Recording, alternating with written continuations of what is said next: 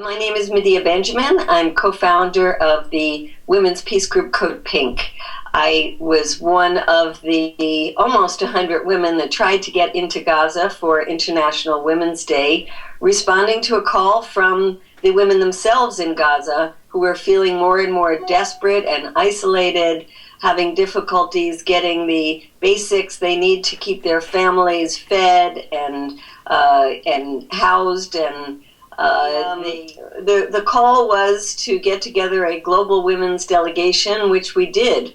There were women from 8 different countries. It was a very exciting delegation that included Nobel Peace Prize winner, former ambassadors, State Department officials, women who were professionals and activists. And when I got to the passport control and they put my passport through a machine, it was as if suddenly lights and sirens were going off. And from there, they took me to a cell. And finally, I got to see who they called the boss. And he said, "We don't want you here." And I said, "Can I speak to somebody from my embassy?" So I said, "Could I please have 10 minutes to wait till the embassy comes?" Because they were very scary looking. And the women in the cell with me said, "Do not go with these men." They then dragged me out, threw me on the ground, stomped on my back, yanked my hands behind my back so hard that I heard a pop of my shoulder coming out of its socket, and then put 2 sets of very, very tight handcuffs on me. And when I started screaming in pain, they untied my scarf and stuffed it into my mouth.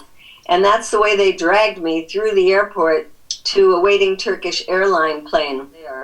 Never in the 17 hours of my ordeal did I ever see or hear from anyone from the U.S. Embassy.